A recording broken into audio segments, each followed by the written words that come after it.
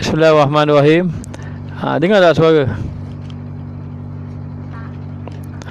Alhamdulillah, segala puja dan puji bagi Allah Subhanahu wa taala. Selawat dan salam ke atas junjungan besar Nabi kita Muhammad sallallahu alaihi wasallam. Tak dengar suara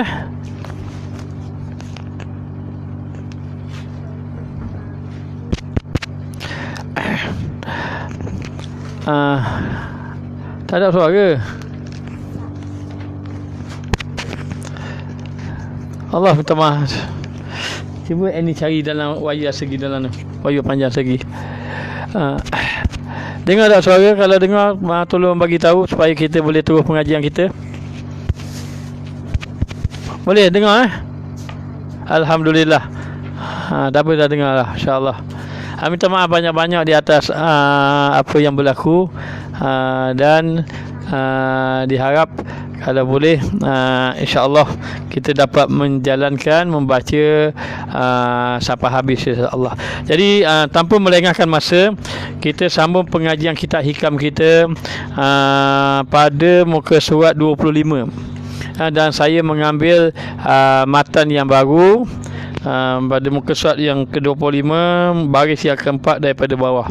Qala musannif rahimahullahu ta'ala wa nafa'ana bi ulumihi fid daraini amin. Alhamdulillah dah dapat dengar insya-Allah. Kata pengarang kitab kita Syekh Ibn Athaillah As-Sakandari, aslun kullu maksiatin. Aslu kulli maksiatin wa ghaflatin wa syahwati ar-ridha 'ani nafsi, wa aslu kulli ta'atin wa yaqazatin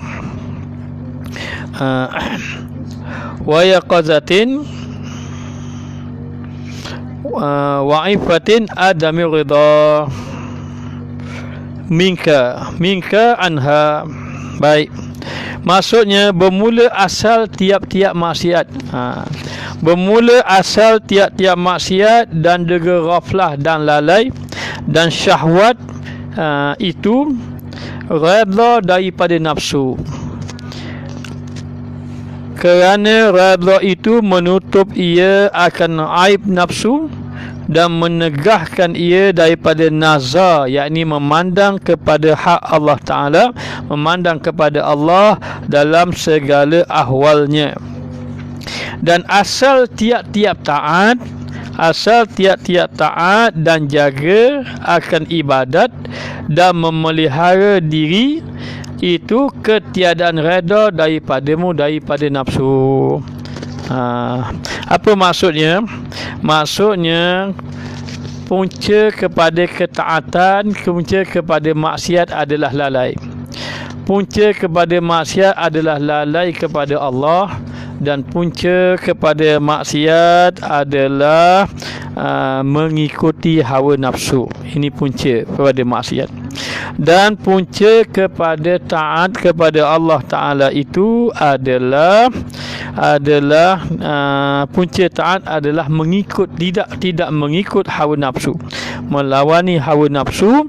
Dalam waktu yang sama, punca kepada taat itu adalah memandang kepada Allah, ingat kepada Allah Subhanahu wa ta'ala. Maka orang-orang yang bermakrifat kepada Allah, mereka sepakat mengatakan bahawa maknanya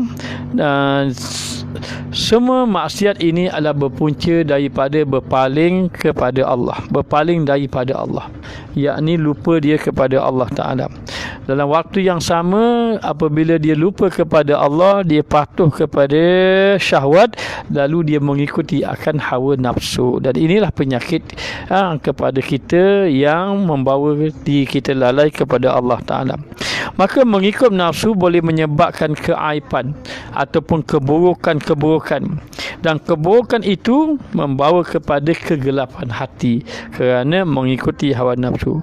Barang siapa yang redha terhadap kehendak nafsu, lalu dia menganggap nafsu itulah jalannya, maka dalam keadaan begini dia adalah orang yang terhijab ataupun terhalang daripada memandang Allah Ta'ala.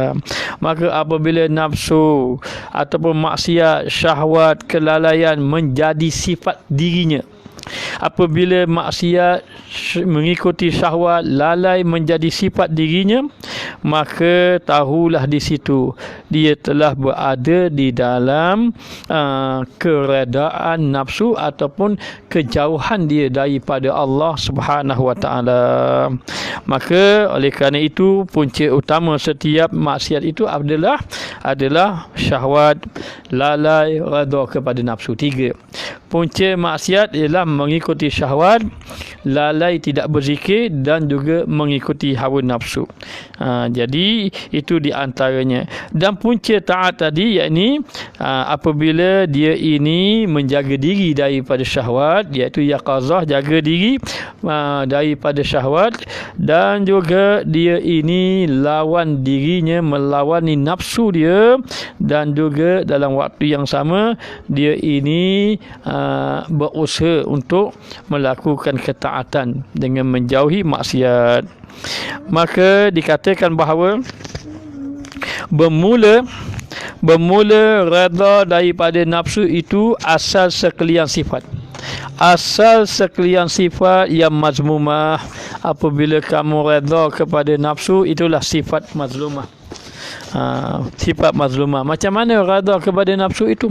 Maknanya apabila kita melakukan sesuatu maksiat, kita merasakan maksiat itu tidak perlu kita bertaubat, ataupun kita merasakan perkara itu perkara kecil. Maknanya maka itu membawa kepada kegelapan hati ataupun kepada punca maksiat. Dan ketiadaan redha daripadanya itu sifat mahmudah. Redha kepada nafsu itu sifat yang tercela, dan tidak redha kepada nafsu itu sifat yang terpuji. Sifat yang terpuji kerana bahawasanya seorang hamba itu apabila redha ia daripada nafsunya, maka dilihat segala af'alnya itu dalam baik dan sempurna. Ini satu penyakit apabila mengikut hawa nafsu, lalu dia merasakan dirinya sudah baik, maknanya sudah sempurna. Ini adalah orang yang lalai melihat kepada dirinya sendiri.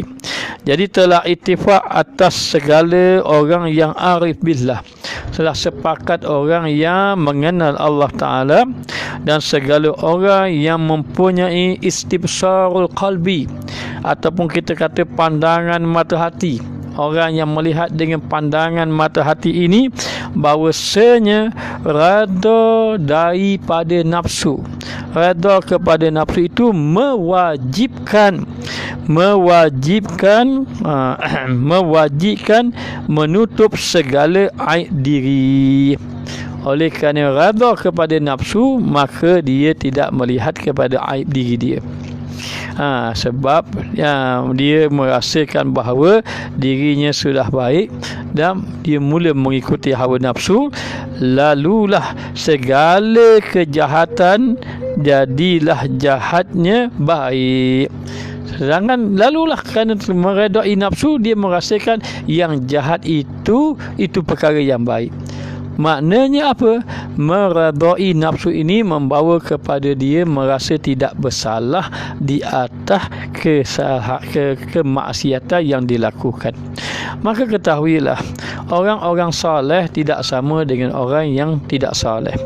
Orang soleh begini, pandangan orang yang soleh apabila dia melakukan dosa yang kecil sahaja ataupun terjatuh kepada perkara dosa kecil, dia merasakan seolah-olah dosa itu amat besar sekali. Lalu dia kembali kepada Allah merasa sangat bersalah, sedangkan dosa itu kecil sahaja, ataupun dosa, walaupun dosa itu dosa yang dia tersalah.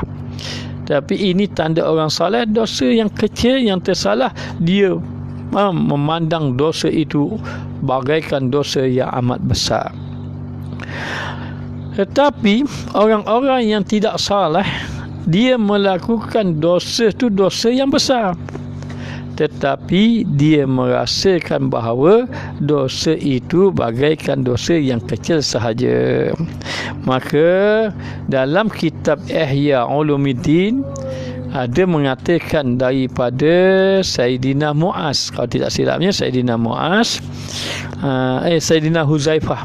Sayyidina Huzaifah ada menyatakan bahawa di zaman Rasulullah sallallahu alaihi wasallam, zaman Rasulullah, kalau ada 10 ilmu, 9 beramal dengan ilmu, 1 saja yang tidak beramal, maka dia kira sudah merasa dirinya binasa. Maknanya kalau ada 10 yang Rasulullah suruh amal, 9 yang buat, 1 tak teramal, maka dia merasa dirinya binasa. Tetapi nanti akan berlaku, kata Sayyidina Huzaifah mengatakan bahawa nanti akan berlaku kalau ada 10 ilmu, 1 saja yang beramal, 9 yang ditinggalkan, dia sudah merasa dirinya baik. Maknanya, maka begitulah punca maksiat ini adalah disebabkan lalai, dan lalai itu dengan arti kata redha kepada nafsu. Redha kepada nafsu akhirnya membawa yang redha pada nafsu merasa dirinya bagus. Mengikuti nafsu itulah yang baik, itulah yang dirasainya. Lalu jadilah, kata pengarang, jadilah jahatnya itu baik. Patutnya perkara itu buruk, tapi dipandangnya perkara itu seumpama perkara yang baik. Jadi dikatakan bahawa katanya misalnya Allah Ta'ala telah memerintahkan kita sembahyang. Untuk dipahamlah, Allah Ta'ala perintahkan kita sembahyang, puasa dan lain-lain, tetapi tidak mematuhi. Kita tidak mematuhi, tidak menjalankan perintah Allah yang wajib. Maka disuruh Allah Ta'ala suruh sembahyang, Allah Ta'ala suruh puasa, kita tak sembahyang, kita tak puasa, maka itu disebut maksiat ataupun derhaka kepada Allah Subhanahu Wa Ta'ala. Jadi lalu dalam keadaan macam itu, bila sudah biasa meninggalkan solat, meninggalkan puasa, tiba-tiba merasa dirinya macam tidak ada apa-apa kesalahan. Bila dia rasa tidak akan ada apa-apa kesalahan, akhirnya merasa yang tidak sembahyang itulah dia rasanya bagus. Maka ini membawa kepada binasa. Maka dikatakan bahawa hendaklah seseorang itu melepaskan diri daripada mengikuti hawa nafsu, kerana mengikuti hawa nafsu itu membawa kepada kelalaian kepada Allah Subhanahu Wa Ta'ala. Dan barang siapa mengikut nafsu, nafsunya dan tiada menegahkan akan hawanya, yakni keinginannya, hawa nafsunya, nescaya adalah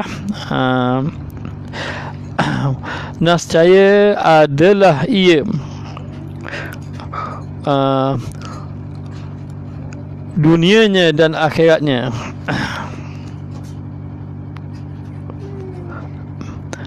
Apa tulisan tak apa jelas ni?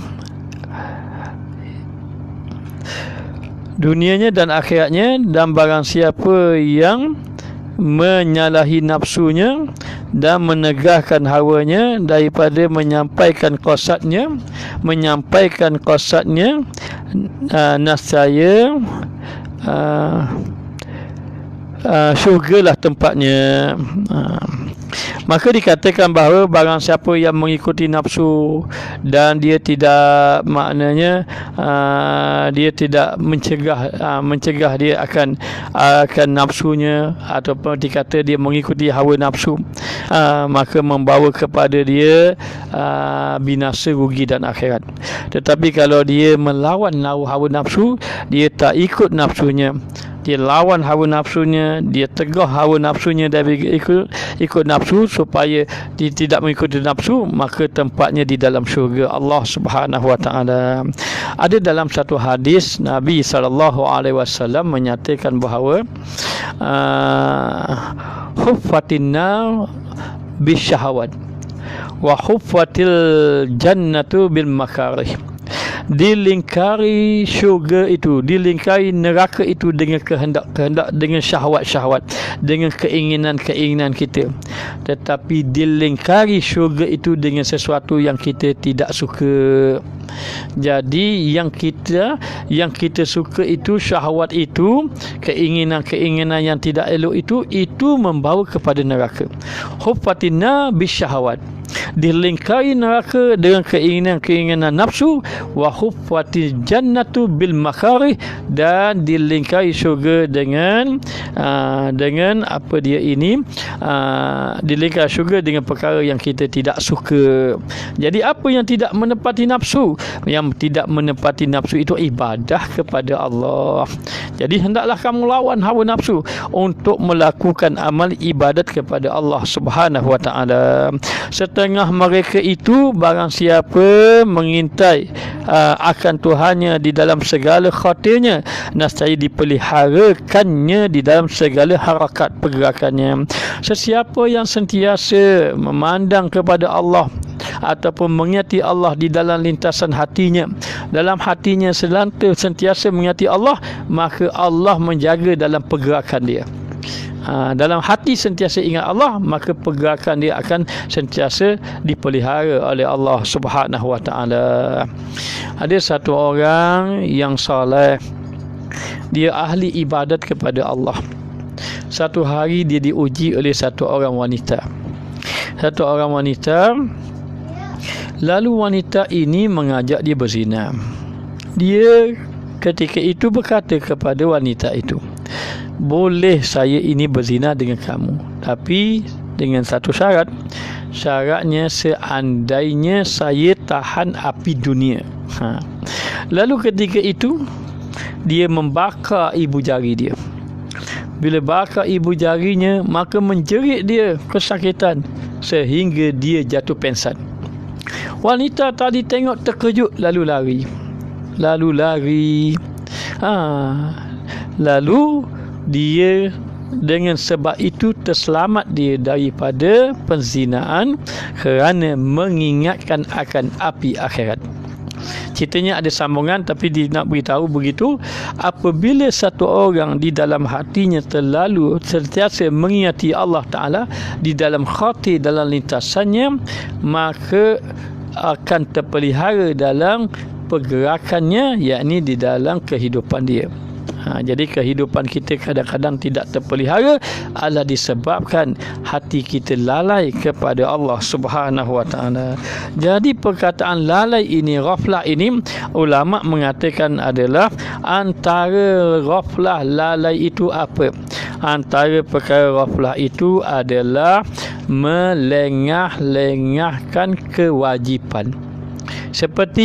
Seperti sembahyang di akhir waktu, sudah azan berkumandang tetapi tidak lagi bersegera melakukan ibadat. Ini dipanggil ghaflah. Para jamaah, kita kena faham, apabila sahaja kita ini diseru kepada Allah ibadat, kita kena bersegera. Tentang sembahyang kena bersegera. Maka ghaflah antaranya yang pertama, melengah-lengahkan urusan kewajipan. Siapa yang ada harta banyak, sudah cukup dia untuk bayar zakat, dia lengah-lengah tidak mahu bayar zakat. Ini dikira ghaflah. Sesiapa yang ada duit sudah banyak, sudah cukup, tetapi menolak, menangguhkan lagi, tidak mahu pergi ke Mekah, ini dikira ghaflah kerana melengah-lengahkan kewajipan. Yang kedua, ghaflah juga termasuk melengah-lengahkan segala hak yang sunat. Seperti seseorang itu pergi ke masjid, dia boleh sembahyang rawatib. Tetapi dia tidak sembahyang rawatib, padahal dia sudah duduk dalam masjid. Apa salahnya kalau dia bangun, dia sembahyang 2 rakaat? Sedangkan sempat dia nak sembahyang 2 rakaat, tapi oleh kerana mau bercakap, ataupun boleh jadi main handphone masa ketika itu sampai tak sembahyang sunat. Dipanggil apa? Ini ghaflah. Yakni ghaflah itu maknanya melengah-lengahkan segala yang disunatkan. Maknanya itu di antara ghaflah. Perkara yang ghaflah lagi, apa dia? Yakni menghabiskan masanya dengan perkara yang sia-sia, tidak diisi dengan ibadah, maka itu juga dipanggil ghaflah. Maka dapatlah kita fahami bahawa ghaflah adalah orang yang tidak mengambil perhatian pada hak-hak agama.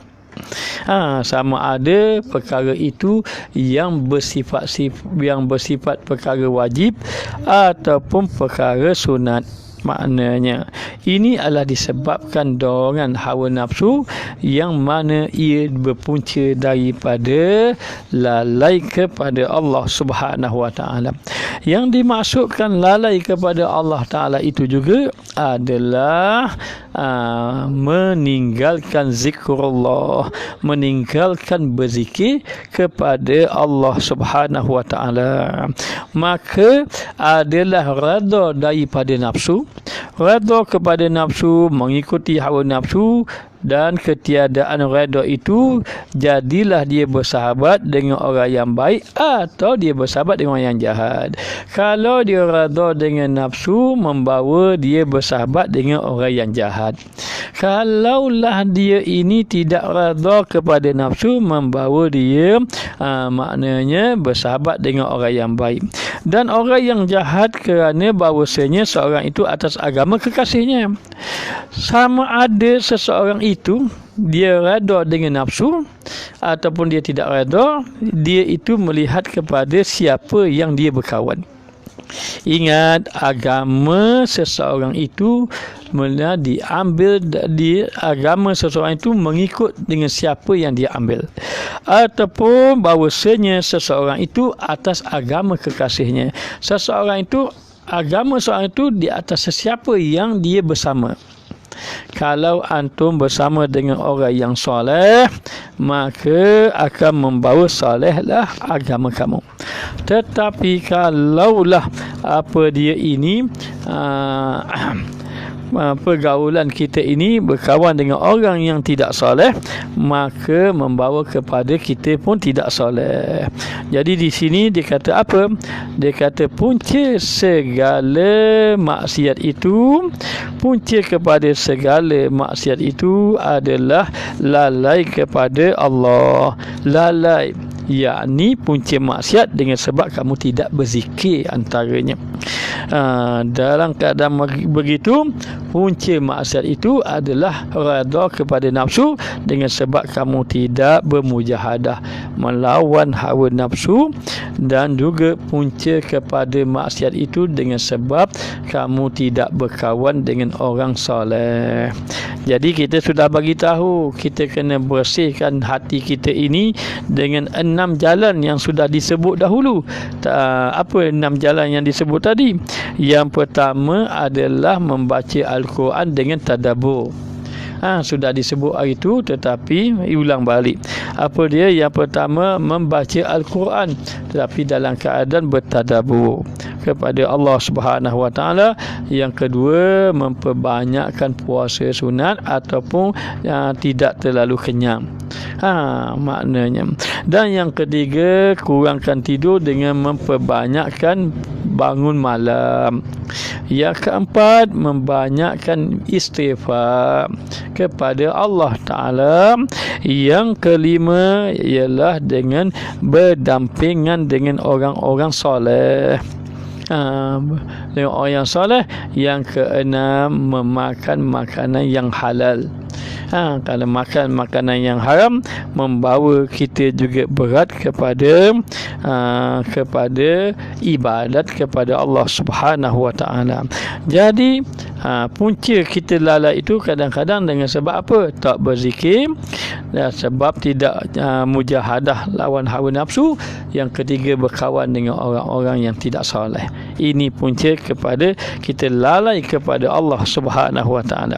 Dan kata mu'alif lagi, wali an tashaba jahilan la yarda an nafsihi khairul laka min an tashaba aliman yarda an nafsihi. Masya Allah. Kerana bahawasanya kamu bersahabat engkau akan orang yang jahil, bukan orang alim. Kita berkawan dengan, kita bersahabat, bersahabat bukan seorang ustaz, orang biasa saja. Contohnya yang tiada reda dengan nafsu, tetapi tak ikut hawa nafsu, baik saja, tidak menyatakan buruk pada orang. Dia bukan orang alim, tapi lidah tidak menyatakan buruk pada orang. Dia bukan orang alim, tetapi perbuatan dia ini perbuatan dia baik. Dia suka infak, tapi dia bukan ulama, dia orang biasa saja, dia suka tolong orang. Itu lebih baik daripada bersahabat engkau akan orang yang alim, dengan orang alim tetapi dia redha akan nafsu. Wal-iyazubillah. Moga-moga Allah Ta'ala memelihara para pendakwah kita, orang-orang alim pada kita. Moga-moga Allah pelihara. Kerana bimbang apa, kalau tidak dipelihara Allah, binasalah orang-orang alim. Kalau orang alim binasa, maka lebih ramai lagi yang binasa. Kenapa? Kerana orang alim itu diikuti, bukan mengikut, tapi dia diikuti. Maka dengan sebab itu, apabila kamu mahu berkawan, berkawanlah dengan orang yang tidak redha akan nafsu. Jangan kamu berkawan dengan orang yang meredai nafsu. Jadi dengan itu membawa kepada apa? Membawa kepada lalai kita kepada Allah Subhanahu wa taala. Jadi sebagaimana yang kita tahu, apabila kita redha ikut hawa nafsu, jadi kita rasa senang dengan hawa nafsu, jadi keinginan nafsu pun kita ikuti, kita tidak bantah. Maknanya jadi kita rasakan mengikuti nafsu itulah perkara yang baik. Maka ketika itu kamu tidak akan melihat keaiban diri kamu. Kamu tidak akan lihat aib diri. Sebab apa? Kerana sudah rasa suka dengan mengikuti hawa nafsu. Apabila mengikuti hawa nafsu mendatangkan tertutup hati kita, maka akhirnya tidak melihat hawa nafsu, tidak melihat diri, tidak melihat kepada keaiban diri, kerana sudah lazat dengan mengikut hawa nafsu.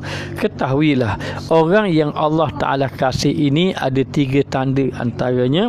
Yang pertama, Allah sibukkan dia dengan ibadah. Allah sibukkan dia dengan ibadah. Allah sibukkan dia dengan ketaatan. Ini tanda orang Allah Ta'ala kasih. Yang pertama. Yang kedua, Allah cukupkan rezeki dia. Cukupkan rezekinya. Itu tanda Allah Ta'ala kasih kepada dia. Dan yang ketiga, Allah Ta'ala sibukkan dia itu, menyibukkan diri, ataupun dia menyibukkan diri dengan melihat keaiban diri, bukan melihat keaiban orang lain. Maka itulah maknanya tanda-tanda seseorang itu dikasihi oleh Allah Ta'ala. Dan kita kena melihat kepada diri kita supaya kita tidak lalai kepada Allah Subhanahu wa Ta'ala. Maka dalam keadaan macam itu, hendaklah kita memelihara perintah Allah, memelihara perintah Allah, menghidupkan hati kepada Allah Ta'ala. Itu tanda asal ketaatan kita, hati kita hidup kepada Allah. Jadi lalai-lalai kita dalam melakukan amal ibadat itu, jangan tinggal zikir. Teruskan berzikir kepada Allah Subhanahu wa Ta'ala. Dan sebab lalai juga adalah dengan sebab sahabat. Kerana apa? Kita mengambil apa yang ada pada sahabat. Kalau kita berkawan dengan sahabat kita ada akhlak buruk, bagaimana kita nak ambil akhlak baik? Sebab akhlak baik tak ada dengan dia, maka kita akan dapat akhlak buruk maknanya. Tapi kalau kita bersahabat dengan orang yang akhlak mulia, akhlak yang baik, maka kita boleh mengambil akhlak daripada dia. Jadi sebab lalai itu antaranya juga adalah maknanya bersahabat dengan orang yang hati lalai kepada Allah Subhanahu wa taala. Jadi antara orang jahil yang tidak mengikut hawa nafsu, kamu berkawan itu lebih baik daripada kamu berkawan dengan orang alim, tetapi orang alim itu mengikut akan hawa nafsu. Baik, maka bermula faedah bersahabat itu hanya saja menambah di dalam halnya dan tiada mengurangkan dalamnya.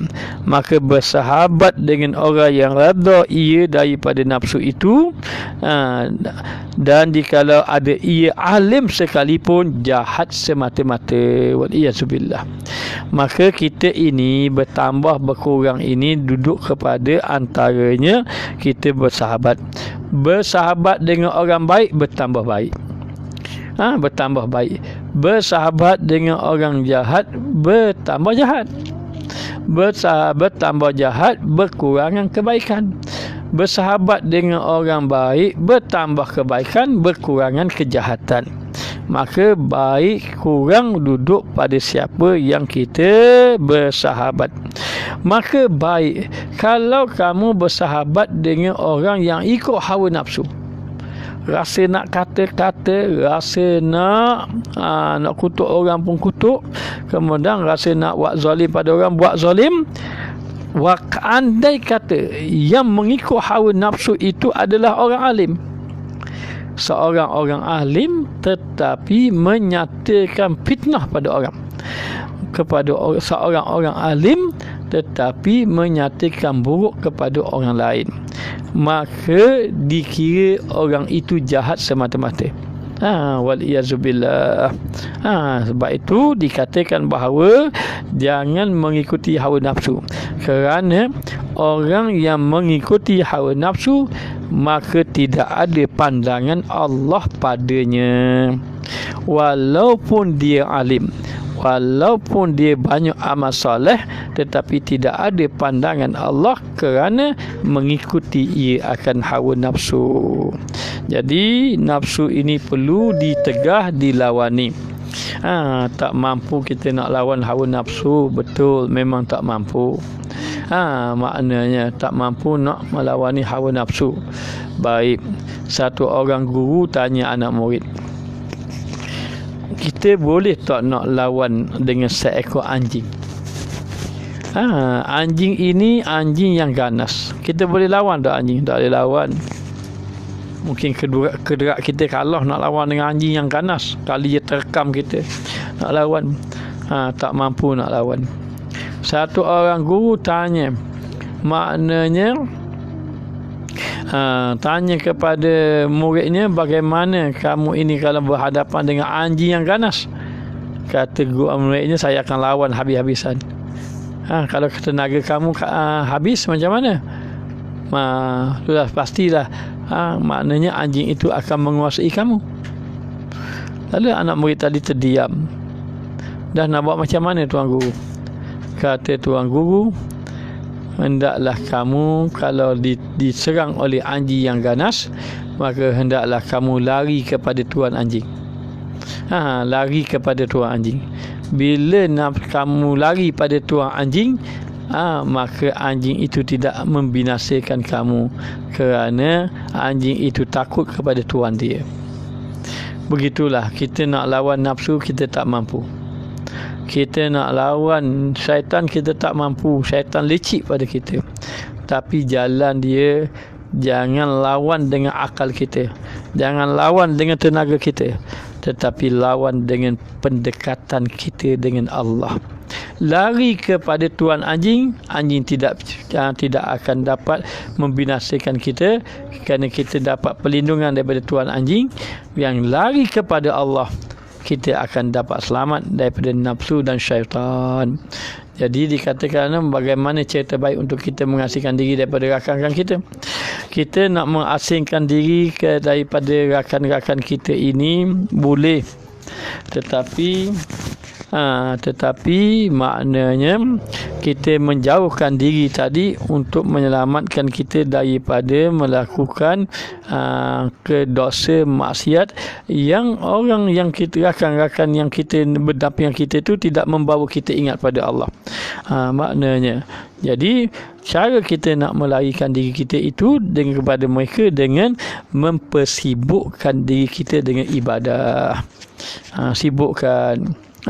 Dulu cerita lama lah, cerita saja. Kadang-kadang dalam kuliah-kuliah kita cerita pengalaman diri, bukan cerita orang, tidak. Dulu masa ustaz pernah kerja di pejabat, kita bawa Quran. Jadi bila masa kosong, habis kerja kita duduk, kita buka Quran. Jadi tak bercakap lah dengan orang. Kuranglah bercakap dengan orang. Jadi tiba-tiba orang kata tunjuk lebah orang lain, ustaz juga dok macam dia, dah cakap dengan orang dan sebagainya. Jadi timbul pula masalah macam tu. Jadi kalau timbul masalah macam itu, macam mana? Ambil pengalaman Luqmanul Hakim dengan anak dia. Jadi kalau kita mengambil kira perkataan manusia, semua tidak akan puas hati. Tetapi ukuran kita melihat apa yang kita lakukan ini menepati kehendak agama ataupun tidak. Seandainya menepati kehendak agama, teruskan perjalanan kita. Yang paling penting mendekatkan kita kepada Allah Subhanahu Wa Taala. Jadi sahabat ini menambah hal kamu, sama ada hal yang baik ataupun hal yang buruk, dan tiada mengurangkan dalamnya. Maka bersahabat dengan orang yang rada ia daripada nafsu itu, dan jikalau ada ia alim sekalipun jahat semata-mata. Kalau kamu berkawan dengan orang yang ikut hawa nafsu, maka walau dia alim, dia jahat semata-mata, dan tiadalah faedah di dalamnya. Tiada berfaedah dengan orang alim tadi, kerana bahawasanya ilmunya tidak memberi manfaat.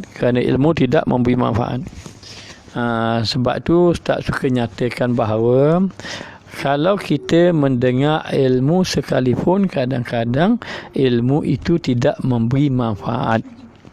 Kenapa? Kerana kita mengambil ilmu dengan orang yang hati lalai pada Allah. Sebab itu Ustaz pesan kepada para jamaah sekalian, jangan dengar ustaz seorang, dengarlah dengan ustaz-ustaz yang lain. Kalau ada ustaz-ustaz lain baca kitab hikam, dengar.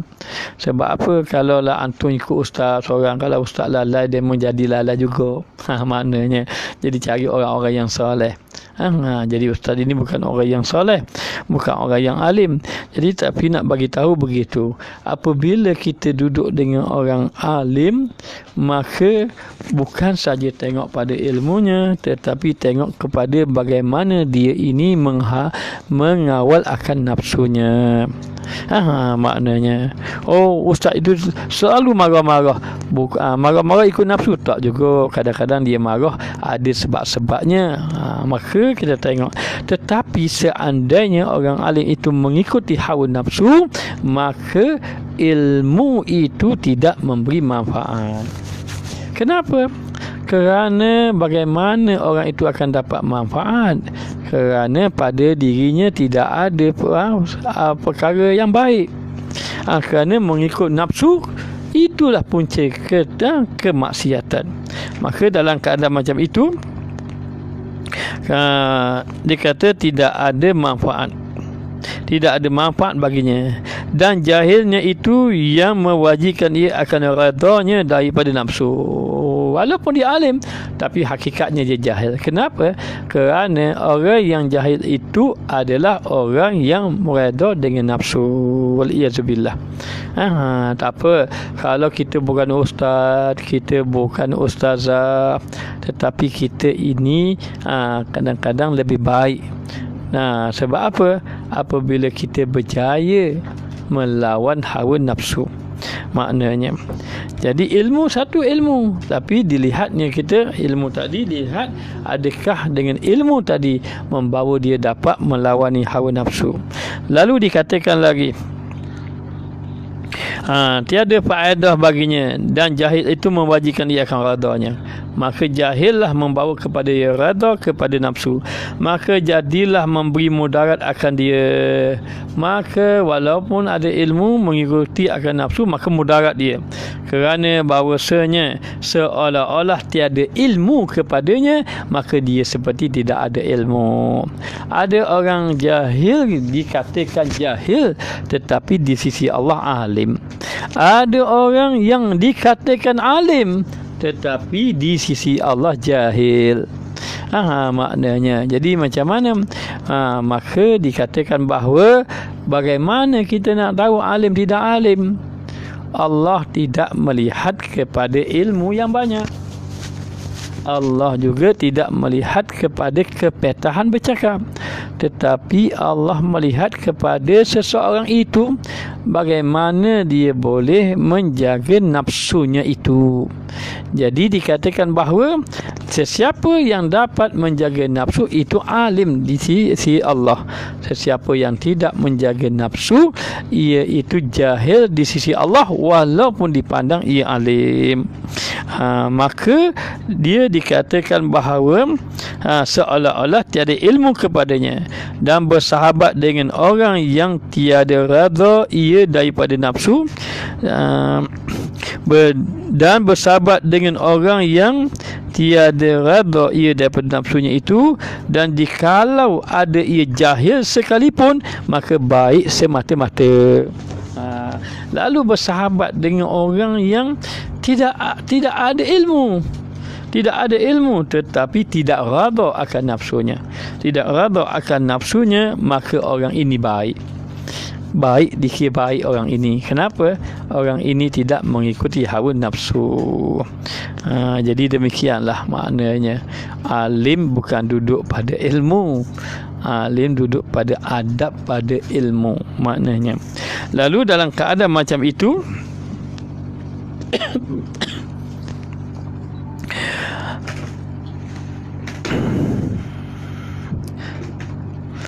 maka dikatakan baik semata-mata, dan di dalamnya itu faedah, ada faedah kawan dengan dia walaupun dia jahil, tapi dia tak ikut hawa nafsu, kerana bahawasanya jahilnya itu tiada memberi mudarat. Kerana apa? Kerana jahil dia jahil, tapi bila dia tidak mengikuti hawa nafsu, maka tidak memberi mudarat. Dan ilmunya itu mewajibkan baginya tiada radanya daripada nafsu. Yang sepatutnya ilmulah yang membawa seorang itu tidak rada kepada nafsu. Jadi kalaulah kita belajar ilmu, maka dengan belajar ilmu menyebabkan kita tidak mengikuti hawa nafsu, itu bermakna kamu sudah alim dengan ilmu kamu. Tetapi kalaulah ilmu banyak tapi mengikuti hawa nafsu, yang lain semua tak betul, kita je betul. Contohnya, semua ustaz-ustaz ini salah, kita saja ustaz yang betul. Maknanya ini bahaya mengikuti hawa nafsu. Maka dalam mengikuti hawa nafsu, kalau begitu baik berkawan dengan orang jahil. Kenapa? Alim kamu memberi mudarat, jahil dia tidak memberi mudarat. Baik jahil yang tidak memberi mudarat daripada alim beri mudarat. Macam mana jahil tidak memberi mudarat? Jahil tetapi tidak mengikuti hawa nafsu. Bagaimana alim memberi mudarat? Alim tapi mengikuti hawa nafsu. Maknanya. Maka itulah yang kita kena jaga, kerana sesungguhnya mengikut hawa nafsu itu punca kemaksiatan.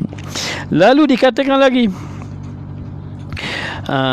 kerana bahawasanya jahil itu tiada memudarat, dan ilmunya itu mewajibkan baginya tiada rada daripada nafsu, maka jadilah memberi manfaat baginya. Maka bila dia tidak rada kepada nafsu, maka dia dikatakan bahawa ada ilmu. Maknanya ilmu dia itulah. Ilmu dia apa? Ilmu dia tak ikut hawa nafsu. Maknanya. Jadi kerana bahawasanya apabila hasil baginya ilmu, maka seolah-olah tiada jahil kepadanya. Zahir kata jahil, zahir dipandang jahil, tapi hakikatnya dia kira ilmu lah tu, tak ikut hawa nafsu. Orang sekarang, hari ini, orang alim itu duduk kepada sijil contohnya. ataupun duduk kepada pandai bercakap contohnya. Itu belum lagi sebenarnya. Sebenarnya tidak dikira begitu. Maka dilihat alim, mungkin ada sijil yang tinggi, dilihat alim kerana pandai bercakap, tetapi hakikatnya jahil. Tetapi ada orang jahil, dia banyak jahil, ada sijil tak ada sijil, saya tidak ada sijil. Diploma ada tak ada, ijazah ada tak ada, tidak ada, tinggi lagi tidak ada, tidak ada ilmu. Ke kamu ustaz? Saya bukan ustaz. Maknanya saya tidak ustaz, bukan orang alim, saya bukan pendakwah, tetapi tidak mengikut hawa nafsu, maka alim. Maka dia tiada jahil padanya, walaupun dikata jahil tapi tidak ada jahil. Kerana apa? Kerana dia berjaya meninggalkan nafsu. Dan lagi kita sudah ke berapa ini? Sudah panjang kita. Maknanya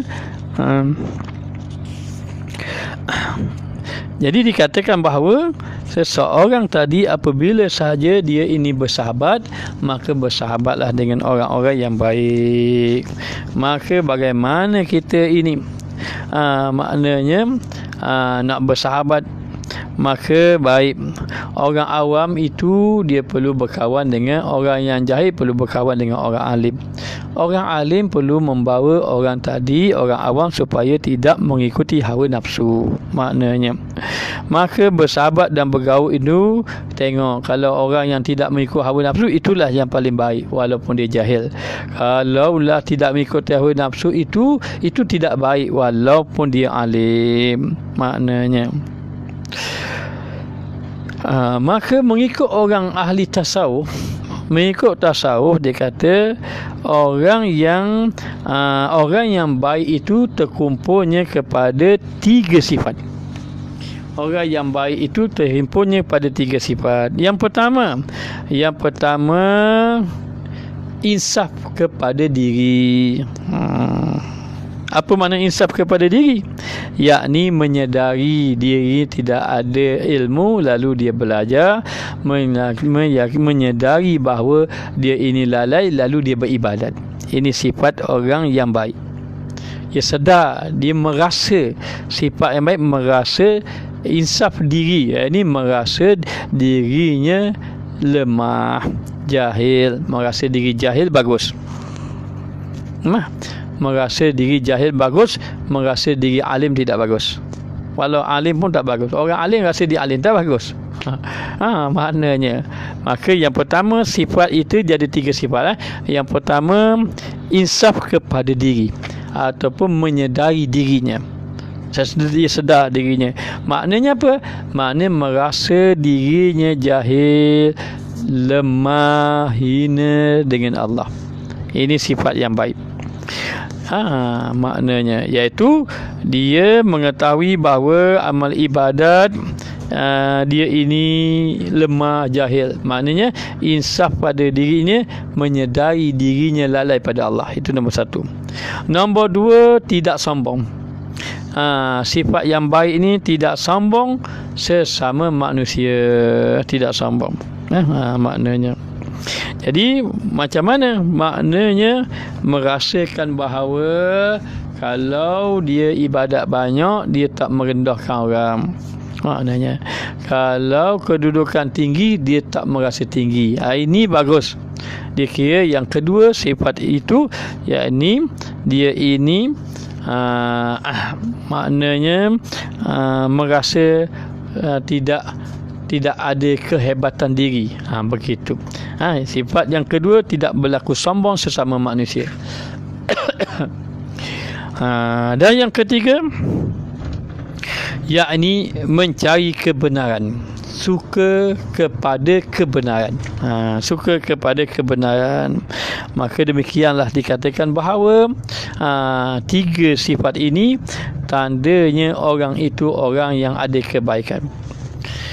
Dia jahil, dia tahu, dia rasa dia jahil, bagus. Maknanya orang tengok dia hebat, dia tak rasa dirinya hebat, tak ada sombong. Itu bagus, sifat yang kedua. Yang ketiga, orang tegur dia, orang beri nasihat tu baik, dia terima. Kenapa? Kerana dia mencari kebenaran. 3 sifat ini maknanya orang yang ada 3 sifat ini, orang ini berada dalam kebaikan.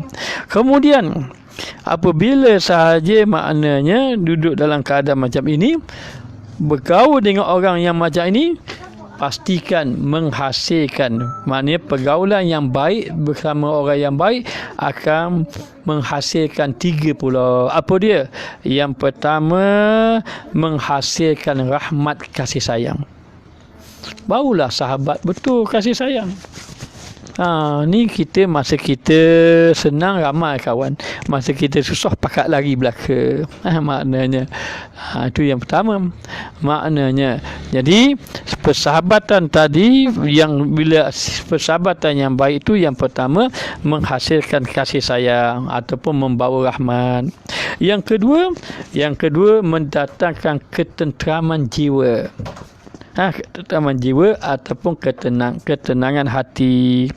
Jumpa suka saja, hati tenang. Itulah pergaulan yang baik. Pergaulan yang baik membawa kepada ketenteraman jiwa, sebab tidak mengganggu lagi hati tadi. Yang ketiga, membawa keselamatan dunia dan akhirat. Apa dia? Maksudnya persahabatan membawa kepada ibadah. Membawa kepada ibadat. Jadi bila bergaul ini, biarlah sampai pada ibadat. Maknanya. Jadi kalau kita bergaul sampai kita bawa orang tadi, maknanya kepada ibadat kepada Allah. Kemudian sifat yang tidak bagus ketika mana bergaul itu, apa dia? Sifat yang tidak bagus ketika bergaul itu, yakni yang pertama sifat takabur, sombong. Bergaul itu takabul, maknanya 3 sifat dikira keji. Tadi 3 sifat kira baik, 3 sifat yang kira keji. Yang pertama takabur, sifat sombong. Yang kedua maknanya tiada keinsafan diri. Maknanya kata mana ayatnya? Tiada keinsafan diri. Tiada keinsafan diri, merasa alim, merasa hebat. Maknanya orang kenapa tak pergi belajar? Tahu dah, maknanya duk dengar sama dah. Itu bahaya, merasa tiada keinsafan diri, merasa dirinya hebat. Kenapa tak pergi ke surau, kata belajar ada kuliah-kuliah agama? Tak apalah, maknanya boleh baca rumah, tengok dengar rumah, tak apa dia kata. Orang ni buat live kan, macam-macam ustaz boleh dengar. Ya benar, antum tengok di rumah. Macam kuliah ni takkan, tempat kuliah ni masing-masing duduk di rumah, betul. Tetapi kalau ada kuliah dekat rumah yang kita boleh duduk majlis ilmu, duduk majlis ilmu lebih baik sebenarnya. Maknanya kenapa tidak sama duduk di dalam dengan di luar. Jadi yang kedua, yang pertama sifat sombong. Sifat sombong maknanya yang kedua maknanya sedikit insaf diri. Apa tu? Merasa dirinya lebih. Merasa diri lebih ataupun merasa apa nak kata ni? Kalau ikut terjemah bahasa Arab tu begitulah. Keinsafan, tiada keinsafan diri. Yang ketiga, ingin melebihi pada orang lain. Ingin lebih pada orang lain, itu bahaya. Maknanya ingin lebih pada orang lain. Orang lain lebih sikit tidak boleh. Itu tidak bagus bergaul dengan itu, perkara itu. Jadi dengan sebab itulah ada seorang alim besar namanya Sahal ibnu Abdullah At-Tusturi radhiyallahu anhu, dia berkata, "Iza suhbata salasati min asnafin nas." Siapa? Al-Qura'i mudahinin, wal mutasawwifatil jahilin, wal jababiratil ghafilin. Kata Sahal bin Abdullah Tusturi radhiyallahu anhu, jaga-jaga kamu, takuti ataupun jauhlah kamu bergaul bersahabat dengan 3 jenis manusia. Maknanya apa maknanya? Maknanya al-qura'i mudahinin. Mudahinin ni maknanya yang meminyoki, selalu minyok. Maknanya apa? Maknanya dengan erti kata orang yang buat-buat panda. Gitu buat-buat panda. Itu bahaya. Kalau duduk dengan dia kok mesti nak cakap lebih pada orang, mesti nak menandingi orang. Gitu. Yang kedua, al-mutasawwifah jahilin. Yang kedua, orang-orang tasawuf yang jahil. Orang mutasawwif ni bukan orang tasawuf yang mendakwa dirinya sufi, tetapi dalam keadaan jahil pada agama. Maknanya ahli-ahli yang mengatakan tasawuf ataupun mendakwa dirinya tasawuf tetapi dia jahil, ataupun terjemahan yang mudah, ahli-ahli tasawuf yang jahil. Begitu. Bahaya.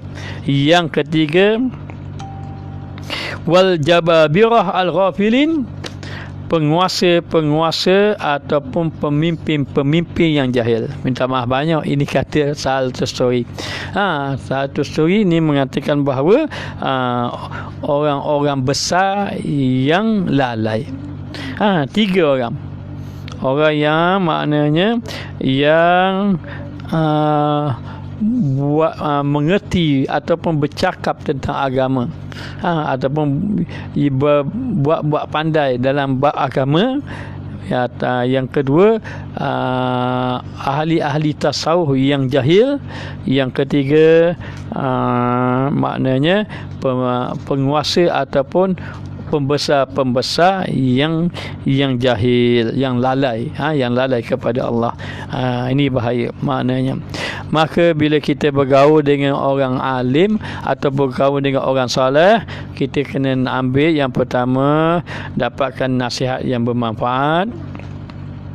Kemudian mengasihi dia. Yang kedua, mengasihi dia. Dan yang ketiga, maknanya membantu dia. Membantu dia. Macam mana membantu dia? Maknanya kalau dia orang alim, kita ini minta nasihat dengan dia. Kalau dia orang alim, kita kasih kepada dia. Kalau dia orang alim, kita doakan dia. Maknanya. Jadi begitulah. Bila kita nak berkawan, kawanlah dengan orang-orang yang memberi manfaat kepada kita. Panjang lagi ini, jadi kita sambung akan datang. Fa ayu ilmi alim yawdu an nafsihi wa ayu jahli jahilin la yawdu an nafsihi. Wallahu alam. Kita sambung situ akan datang. Jadi sekadar ini saja yang dapat disampaikan. Moga-moga Allah Ta'ala memberi manfaat kepada kita. Moga-moga Allah Ta'ala ampunkan dosa-dosa kita. Tolong doakan Ustaz agar dapat beramal dengan ilmu dan dijauhkan daripada sifat munafik, dan juga menjadikan diri kita benar-benar takut kepada Allah. Moga dapat memberi manfaat kepada orang ramai. Dan Ustaz juga doakan kepada antum semua agar menjadi orang yang soleh, dijadikan orang yang suka bertaubat, beribadat kepada Allah. Jadi kesimpulan kita, sebab apa lalai kita tidak berzikir pada Allah, kita mengikuti hawa nafsu, dan kita tak mujahadah lawan latih diri kita untuk beribadat kepada Allah Subhanahu Wa Taala, dan kita berkawan dengan orang yang lalai pada Allah. Itu punca maksiat. Punca maksiat. Jadi ada pun punca ketaatan itu adalah mengisafi diri, menyedari diri bahawa diri kita ini lalai kepada Allah Subhanahu Wa Taala, lalu kita berdampingan dengan orang-orang yang soleh, kita hidupkan hati kita berzikir kepada Allah Ta'ala, dan kita kembali kepada Allah Ta'ala. Moga-moga Allah Ta'ala jadikan kita di kalangan hamba Allah yang soleh. Rabbana zalamna anfusana wa illam taghfir lana wa tarhamna lanakunanna minal khasirin. Wa sallallahu ala sayyidina Muhammad wa ala alihi wa sahbihi wasallam. Alhamdulillah rabbil alamin. Jadi sekadar ini saja yang dapat disampaikan. Moga-moga Allah Ta'ala beri kebaikan kepada para jamaah sekalian. Moga-moga Allah Ta'ala beri kebaikan. Jadi malam besok, malam Jumaat, biasa kita buat maulid. Jadi Ustaz tidak buat live lah, kerana ada majlis maulid di tempat Ustaz.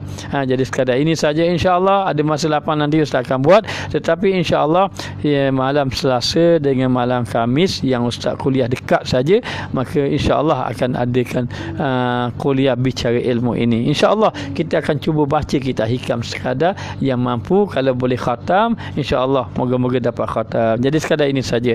Wabillahi taufiq wal hidayah. Wassalamualaikum warahmatullahi wabarakatuh. Sebagai tambahan, hari ini hari ulang tahun isteri ustaz, jadi tolong doakan agar dapat beliau dijadikan wanita yang solehah ahli syurga. Amin ya rabbal alamin. Jadi sekadar ini saja. Wabillahi taufiq wal hidayah. Wassalamualaikum warahmatullahi wabarakatuh.